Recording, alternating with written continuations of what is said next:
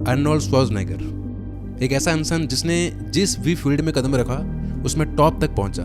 Body building, modelling, business, acting, politics, military, हर field में। और वो ऐसे बैकग्राउंड से बिलोंग करते हैं कि हम सोच भी नहीं सकते। तो अपनी लाइफ के उतार चढ़ाव के ज्ञान को निचोड़ कर इन्होंने एक इवेंट में 50 मिनट की ऐसी स्पीच दी थी जिसपे 100 मिलियन से भी ज़्यादा व्यूज़ है, और जिसको आप मानोगे नहीं, लाखों लोग लूप पे सुनते डेली। मैं खुद 8 से 10 बार सुन चुका हूँ।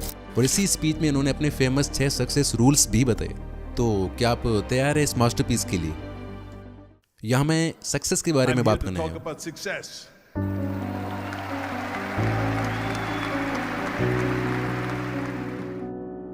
यहाँ स्टेज पे मैं यही अपने पहले 3 रूल्स की बात करूंगा और फिर आगे बाकी के लास्ट 3 रूल्स के बारे में। सक्सेस का पहला रूल, आपके पास एक गोल, एक विजन होना चाहिए।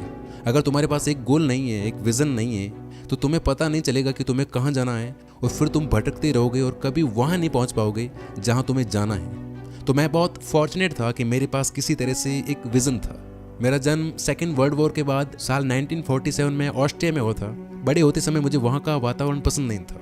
मैं कैसे भी करके वहाँ से निकलना चाहता था, क्योंकि मैं अपने आप को एक फार्मर, फैक्ट्री के एक मजदूर या किसी ऐसे मामूली काम में देख ही नहीं पाता था। मेरे पेरेंट्स चाहते थे कि मैं वहीं रहूं, शादी करूं, बच्चे पालूं और उनकी जैसी सिंपल लाइफ जीऊं, पर ये उनके सपने थे, मेरे नहीं। ऐसे एनवायरनमेंट में रहते हुए भी मेरा गोल, मेरा विज़न पता नहीं कैसे बट पूरी तरह से अलग था। मुझे लगता था कि मैं कुछ यूनिक, कुछ बड़ा करने के लिए बना हूँ। मुझे याद है जब मैं 11 साल का था और एक दिन स्कूल गया, वहाँ उन्होंने एक डॉक्यूमेंट्री दिखाई अमेरिका के बारे में। उसमें दिखाए गए थे लंबे लंबे स्काई स्क्रैपर्स, ऊंची बिल्डिंग्स, बड़ी बड़ी ब्रिजेस, 6 लेन हाईवेज। और ये सब देख के मेरे दिमाग में एक ही बात थी, यही वो जगह है जहाँ मुझे जाना है, जहाँ मुझे रहना है। मेरे को अब वहाँ रहना ही नहीं था, मैं अमेरिका जाना चाहता था। पर सवाल ये था कि अमेरिका कैसे जाए। उस जमाने में वो ट्रिप बहुत महंगी थी, आज के जैसा बिल्कुल भी नहीं था। तो एक दिन स्कूल के बाद मैं एक स्टोर के पास से गुजरा जो अमेरिकन चीज़ें बेचता था। तो वहाँ मैंने एक मैगजीन देखी जिसके कवर पे था रेग पार्क। वो 3 टाइम मिस्टर यूनिवर्स था और मैंने उससे मूवी में भी देखा था। और उस मैगजीन की कवर पे लिखा था कैसे रेग पार्क मिस्टर यूनिवर्स बना एक सुपरस्टार। मैंने उस मैगजीन को खरीदा और घर आ गया और फिर उसे बार बार पढ़ा। उसमें सब कुछ था, रेग पार्क का ट्रेनिंग प्लान, कैसे इंग्लैंड के एक फैक्ट्री टाउन में वो रोज 3-4 घंटे वर्कआउट करता था, mister Europe, mister great Britain और फिर मिस्टर यूनिवर्स जीता, और आखिर में कैसे उसे हरक्यूलिस की मूवी मिली। मैंने पढ़ के सोचा, वाह, ये तो मेरी लाइफ का ब्लूप्रिंट है। मुझे भी रेग पार्क की तरह बॉडी बिल्डिंग चैंपियन बनना है, मूवीज में आना है, करोड़पति बनना है और फेमस होना है। क्या तुम जानते हो कि कितना एक्साइटिंग फील हुआ था मुझे जब मुझे पता था कि मैं कहाँ जा रहा हूँ। सोचो, ज़्यादातर लोगों को पता ही नहीं होता कि वो कहाँ जा रहे हैं, पर मुझे पता था कि मैं बनूंगा एक बॉडी बिल्डिंग चैंपियन, बिल्कुल उस सुपरस्टार की तरह। मैं बहुत रिलैक्स फील कर रहा था, क्योंकि जब तुम्हारे पास एक गोल, एक विजन होता है तो सब कुछ आसान हो जाता है। एक सर्वे के मुताबिक अमेरिका के 74% लोगों को अपनी नौकरी पसंद ही नहीं है, क्योंकि वो जॉब इसलिए नहीं कर रहे हैं क्योंकि उनकी वो ड्रीम जॉब है या फिर उस जॉब तक वो अपने पैशन को फॉलो करते हुए आए हैं। नहीं, बल्कि वो बिना किसी गोल के, बिना किसी डायरेक्शन के घूम रहे थे। उन्हें यहाँ वहाँ कहीं पर बहुत सारी जॉब ओपनिंग्स दिखाई दी तो उन्हें लगा कि चलो अप्लाई कर देते, तो उन्होंने अप्लाई कर दिया। कुछ एक में वो सिलेक्ट हो गए तो बस काम करना शुरू कर दिया, क्योंकि सीधी सी बात है, बिल्स पे करने के लिए काम तो करना पड़ता है। तो बस उन्होंने काम करना शुरू कर दिया। लेकिन जब काम करना शुरू किया तो उन्हें काम करते करते समझ में आया कि ये तो एक बहुत ही बोरिंग रूटीन बन गया, काम करने में मज़ा ही नहीं आ रहा था। अब क्या करें? सोच के देखो, सिर्फ 26% लोग अपने काम को पसंद करते हैं और पूरे पैशन के साथ कर रहे हैं, सिर्फ 26% लोग। इसलिए मुझे खुशी थी, बिकॉज मुझे पता था कि मुझे क्या करना है। जब मैं घंटों हैवी वर्कआउट करता था तो लोग मुझे देखते थे और कहते थे, आप तो 5-5, 6-6 घंटे वर्कआउट करते हो मगर आपके चेहरे पर हमेशा एक स्माइल दिखाई देती है। जबकि दूसरे लोग जो आपके जितना ही मेहनत करते हैं उनके चेहरे पर हमेशा 12 बजे रहते हैं। ऐसा क्यों होता है? तो मैं कहता था, सिंपल, मुझे बस अपना एक टारगेट दिखाई देता है और मैं उस टारगेट के लिए ये सब कुछ करता हूँ। मिस्टर यूनिवर्स, मेरे सामने मिस्टर यूनिवर्स का गोल था। मेरा हर रेपिटेशन, हर सेट, हर एक्सरसाइज मुझे उस गोल की तरफ एक कदम और पास ले जा रहा था। मैं एक्साइटमेंट के कारण रात को सो नहीं पाता था, सोचता रहता था कि कब फिर से जिम जाकर वो 500 पाउंड स्क्वाट कर पाऊंगा। मैं एक्साइटेड रहता था हर दिन जाकर वो 500 पाउंड बेंच प्रेस करने के लिए। मैं चार्ज रहता था कि कितना जल्दी सुबह हो और मैं सेटअप के 2000 रेपिटेशंस फिर से कर पाऊंगा। 20 साल की उम्र में पहली बार लंदन गया और मिस्टर यूनिवर्स कॉन्टेस्ट जीता, वो भी youngest contestant of mister universe. और इतना सब कुछ मैं कर पाया क्योंकि मेरा एक गोल था, एक विजन था। तो लाइफ में एक पर्पस होना बहुत ज़रूरी है, और चाहे आपकी कोई सी भी फील्ड हो, ये फॉर्मूला हर जगह काम करता है। मेरे साथ एक्टिंग में भी ऐसा ही था। जैसे Conan the Barbarian movie shoot करते वक्त मैं एक स्वॉर्ड हाथ में पकड़ के बिना कपड़ों के चट्टानों पर क्रॉलिंग कर रहा था। मेरे घुटने और कोहनियाँ छिल गई थी, खून निकल रहा था। 10 टेक्स के बाद डायरेक्टर ने मुझसे कहा, एंड मुझे माफ़ करना पर एक और क्लोजअप चाहिए, तो क्या तुम कर सकते हो? मैंने जवाब दिया, मुझे कोई दर्द नहीं हो रहा, क्योंकि मैं दिमाग में वो सीन विजुलाइज कर रहा हूँ कि जब ये सही से हो जाएगा तो कैसा लगेगा। इसलिए चाहे 50 टेक्स लगे या 100, मुझे फ़र्क नहीं पड़ता। मैं वो परफेक्ट सीन का विज़न देख रहा था। जब तक सही नहीं मिलता मैं करता रहूँगा। इसी तरह पॉलिटिक्स में भी मेरा विज़न बिल्कुल क्लियर था। मैं कैलिफोर्निया का लीडर बनूंगा, और यही था जो मैं ज़्यादा से ज़्यादा कर सकता था, क्योंकि मैं अमेरिका में पैदा नहीं हुआ था तो प्रेसिडेंट नहीं बन सकता था। तो कैलिफोर्निया, जो दुनिया का 5th लार्जेस्ट इकोनॉमी है, उसका गवर्नर बनना मेरे लिए बहुत बड़ा अचीवमेंट था। यहाँ तक कि लोग कहते थे कि ये तुमसे नहीं होगा, तुम छोटी पोजीशन के लिए ट्राई क्यों नहीं करते। पर मैंने सीधे गवर्नर बनने के लिए रेस ज्वाइन की और 2 महीने बाद जीत भी गया, क्योंकि मुझे पता था कि एग्जैक्टली क्या क्या चेंजेस लाने हैं कैलिफोर्निया में। एक चीज़ मैं आपको बता दूं कि अपने गोल को विजुलाइज करने से और उसके पीछे फोकस्ड तरीके से काम करते रहने में एक तरह का मज़ा आने लगता है। फिर वो दौड़ भाग थकान नहीं, मज़ा देती है। आप थक नहीं सकते। तो ये था रूल नंबर 1। चाहे आप जो कुछ भी करो, आपके पास एक विज़न, एक पर्पस होना ही चाहिए। सक्सेस का दूसरा रूल, पैसिमिस्ट लोगों की मत सुनो। जब मैं अमेरिका जाने और बॉडी बिल्डिंग चैंपियन बनने की बात करता था तो मेरे माँ बाप और सब लोग कहते थे ये इम्पॉसिबल है, पैसा कहाँ है, बिना पैसे के वहाँ जाके करेगा क्या, अमेरिका में कोई तेरा वेट नहीं करेगा, वहाँ पहले से ही बड़े बड़े बॉडी बिल्डर्स हैं। पर मैंने प्रूव किया कि ये हो सकता है, क्योंकि लोग इम्पॉसिबल बोलते थे, मैं सुनता था पॉसिबल। क्योंकि मैं मानता हूँ, जैसा नेल्सन मंडेला ने कहा है, सब कुछ इम्पॉसिबल होता है जब तक कोई करके ना दिखाए। तो मैंने सोचा मैं ही वो कोई बनूंगा। पहले कभी नहीं हुआ, ठीक है तो मैं करूँगा। लोगों के नो को मैंने यस समझा। और बॉडी बिल्डिंग के बाद जब मैंने मूवीज़ ज्वाइन करने की कोशिश की, तब भी यही सेम चीज़ें बोली गई। जब मैंने एक हॉलीवुड एजेंट को बोला कि भाई मैं मूवीज़ में आना चाहता हूँ, तो उसने कहा क्या मजाक है अर्नोल्ड यार। उसके बाद एक स्टूडियो एग्जीक्यूटिव को मैंने जब बोला कि मैं लीडिंग रोल करूँगा फिल्म्स में, तो वो हंसने लगा और बोला भाई ये इम्पॉसिबल है, तेरी ये जो लुक है ये चलेगी नहीं इसमें, body builders don't work in Hollywood, ये सब 20 साल पहले ही खत्म हो चुका है। और तेरा एक्सेंट, अगर तू वेट भी कम कर ले फिर भी एक्सेंट का क्या करेगा, जर्मन एक्सेंट से लोग डर जाएंगे। हॉलीवुड में आज तक कोई फॉरेन एक्सेंट वाला लीडिंग रोल नहीं कर पाया। और तेरा नाम स्वर्जन ये क्या है, कौन प्रोनाउंस करेगा इसे, तो भूल जा यार ये सब।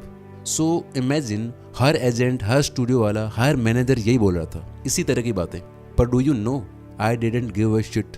मुझे अपने आप पे पूरा बिलीव था कि मैं लीडिंग रोल करूँगा।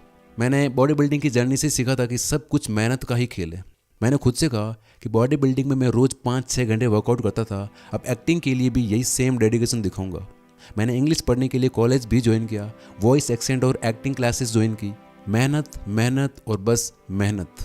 फिर मूवीज़ मिलना शुरू हुई और 5 साल के अंदर मैं हॉलीवुड का सबसे बड़ा स्टार बन गया, हाईएस्ट पेड हॉलीवुड स्टार। क्योंकि मैंने उन लूजर्स की नहीं सुनी जिन्होंने कहा था कि इट्स नॉट पॉसिबल। पॉलिटिक्स में भी सब बोल रहे थे कि नहीं ये नहीं हो सकता, फिर भी मैं कैलिफोर्निया का गवर्नर बना। ये रियलिटी है दोस्तों कि अगर आप पैसिमिस्ट लोगों की बातों में आ गए तो आपका कुछ नहीं होगा। अगर मैं बॉडी बिल्डिंग से लेकर शो बिजनेस और पॉलिटिक्स तक सबकी नेगेटिविटी सुनता तो आज मैं यहाँ तुमसे बात नहीं कर रहा होता, शायद ऑस्ट्रिया में ही धक्के खा रहा होता। रूल नंबर 3, मुझे इतना गुस्सा आता है जब लोग मुझसे कहते हैं कि उनके पास जिम जाकर 45 मिनट का भी वर्कआउट करने का टाइम नहीं है, या फिर कोई और काम 1 घंटा करने का जिससे वो फिजिकली और मेंटली इंप्रूव हो सके। इमेजिन करो, आज से आप रोज 1 घंटा हिस्ट्री सब्जेक्ट पढ़ना शुरू करते हो। अब सोचो, 1 साल में 365 दिनों के 365 घंटों में आप कितना कुछ सीख जाओगे। या फिर कोई और सब्जेक्ट, कोई और टॉपिक जिसके बारे में आप पैशनेट हो, उसे कंसिस्टेंटली बिना बहाना बनाए 1 साल तक पढ़ो या करो, तो उसमें आप कितना ज़्यादा अच्छे हो जाओगे। इमेजिन करो कि कोई बिजनेस जो तुम डेवलप करना चाहते हो, रोज़ अगर उस पर 1 घंटा भी काम करते हो, 1 साल में वो कितना बड़ा बन सकता है, कितना कुछ आप उसमें हासिल कर सकते हो, और वो तुम्हें कितना दूर तक ले जा सकता है, आप उस बारे में सोच भी नहीं सकते हो। और इसलिए ये चीज़ मुझे बहुत गुस्सा दिलाती है कि 24 घंटे एक दिन में होते हुए भी लोग कहते हैं कि उनके पास वक्त नहीं है। अगर 8 घंटे आप सोते हो, 8 घंटे आप जॉब करते हो, तो 8 घंटे फिर भी बचते हैं। हो सकता है 2 घंटे आप ट्रैवल करते हो, इसके बाद भी 6 घंटे आपके पास बचते हैं। क्या करते हो उस टाइम का, सोच कर देखो। मे बी उस टाइम में लोगों से मिलते हो, खाना खाते हो, एंटरटेनमेंट या कुछ और करते हो, मगर तुम्हें ये क्लियरली समझ में आ रहा होगा कि कितना सारा टाइम फिर भी बच के आता है। अगर हम ये सारा टाइम ऐड करके देखें, अगर तुम अपना टाइम ऑर्गेनाइज करके, अपने काम को ऑर्गेनाइज करके देखो, तो कितना सारा टाइम एक साल में तुम्हारे पास निकल कर आता है। जब मैं अमेरिका आया था तो मैं कॉलेज जाता था, मैं दिन में 5 घंटे वर्कआउट करता था। मैंने कंस्ट्रक्शन में भी काम किया है क्योंकि उस टाइम बॉडी बिल्डिंग में पैसा नहीं था, मेरे पास फूड, सप्लीमेंट्स और इक्विपमेंट खरीदने की भी पैसे नहीं होती थी, तो इसलिए मुझे काम पे जाना पड़ता था। तो मैं कॉलेज भी जाता था, जिम भी करता था, काम भी करता था, और हफ्ते में 4 दिन नाइट्स में 8 से 12 बजे तक एक्टिंग क्लासेस भी लेता था।